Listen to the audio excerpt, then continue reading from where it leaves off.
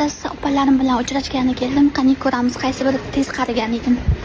Men chiroyli kiyimlarni emas, o'zimga qulay bo'lgan kiyimlarni kiyishni yaxshi ko'raman. Xullas, Karis opalarim meni oshxonada kutib olishdi. Qo'limga chekimni berib, ovqatingni olib kel deb jo'natib yuborishdi. Koreyada ovqatdan keyin kofe ichishni yaxshi ko'rishadi. Shuning uchun ovqat yeb bo'lganimizdan keyin shu eshakday mashinada kofe ichgani ketdik. Bu eshakday mashinani bagajniki ham eshakday ekan. Menimcha Karis opam juda ham boy bo'lsa kerak. Ikkita Karis opamning egizak farzandlari bor. Bittasida o'g'il qiz, bittasida ikkita qiz bola. Shuning uchun birinchi egizaklarni mashinaga o'tirg'izib, keyin o'zimiz mashinaga chiqdik.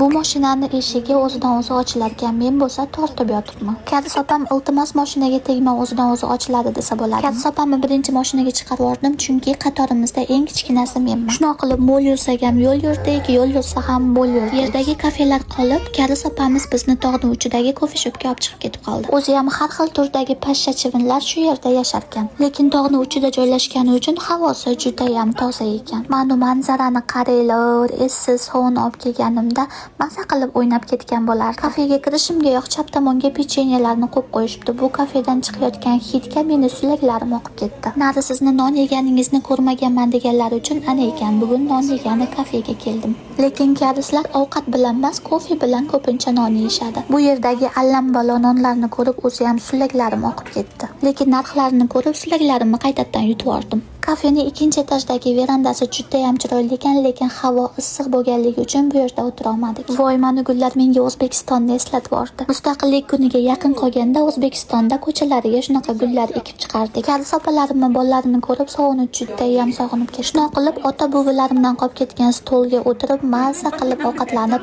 g'iybatlashdi. Ya'ni ular g'iybatlashdi, men esa shunchaki ovqat yeb ishda o'tirdim. Lekin karislarni bir-biri bilan gaplashganda hamma gapini tushunganingizda juda ham boshqacha bo'lar ekan.